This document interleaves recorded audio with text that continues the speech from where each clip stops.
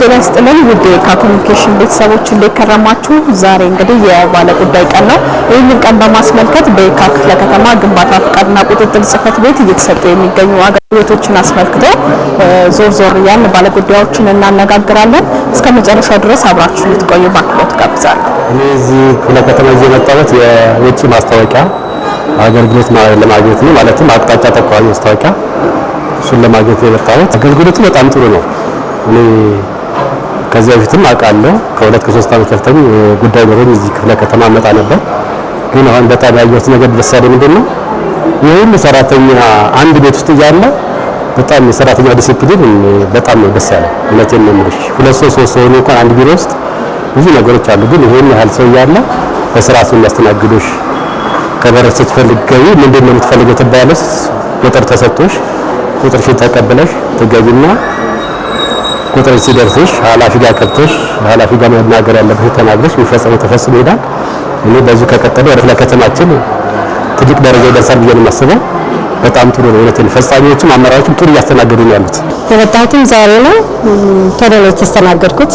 ግንባታውም በጣም በተሰጠው አሁን ስታንዳርድ በመጣው ስታንዳርድ መሰረት በጣም የተቀላጠፈ እንትን ነው ያገኘሁት። የአጥር ግንባታ ፍቃድ ነበረ። እስካሁን አልተጓጓልኩም። በስርዓቱ ነው ያገኘሁት ማለት ነው። ስርዓት በትህትና ነው ያገኘሁት ማለት ነው። በጣም ደስ የሚል ነው። በፊት የመንገላታት እንትን ነበረ። አሁን ግን በጣም የተቀላጠፈ ነው በአሁኑ ሰዓት ማለት ነው። የሚስተጓጎል ነገር የለም።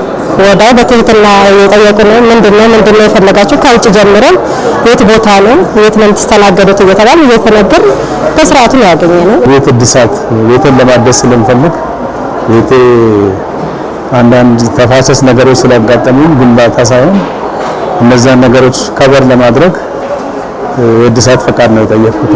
አገልግሎቱ ጥሩ ነው። አግኝቻቸዋለሁ። ሁሉንም ጥሩ አገልግሎት ነው የተቀበልኩት። ነገር ግን በ28 ነው የተጀመረው ማመልከቻ ማለት ነው። እዚህ ስንመጣ የሚሰጠን ፎርም አለ ማመልከቻ 28 ማለት 8 ቀን ማለት ነው። ይህን ያህል ባይቆይ ጥሩ ነው ይላል። ጥሩ ነው። የመጣሁት የፕላን ስምምነትና ግንባታ ፈቃድ ለመጠየቅ ነበር። እሱን ደግሞ በጥሩ ሁኔታ ጨርሼ የወጣው ነው። አሁን በጣም አሪፍ ነው። ድሮ ነበር እንጂ የሚንጓተተው አሁን በጣም አሪፍ ነው አገልግሎቱ። የመጣሁት በ3 ሰዓት ተኩል ነው። አሁን 5 ሰዓት ያልሞላም ጨርሼ የወጣው ነው። ያው እንደሚታወቀው ሮብና አርብ ባለ ጉዳይ ቀን ነው።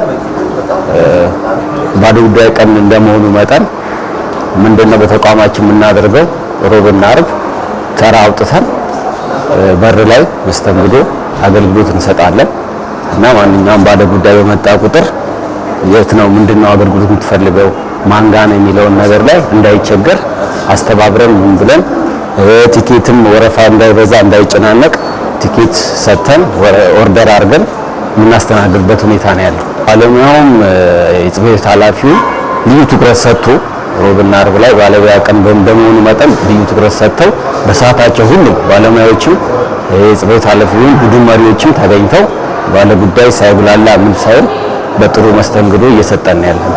ክቡራን ተመልካቾቻችን በወረዳ ደረጃ ሲሰጥ የነበረው የግንባታ ፈቃድና ቁጥጥር ጽሕፈት ቤት አገልግሎት ታጥፎ ወደ ክፍለ ከተማ መምጣቱ ይታወቃል። ከዚህ ጋር በተያያዘ የባለ ጉዳይ መንገላታት እንዳይኖር ተቋሙ እየሰራቸው ያሉ ስራዎችን አስመልክቶ በባለ ጉዳይ ቀን ከክፍለ ከተማው ግንባታ ፈቃድና ቁጥጥር ጽሕፈት ቤት ጋር በመነጋገር የአገልግሎት ቀን እየተሰጡ ያሉ አገልግሎቶችን ጎብኝተናል።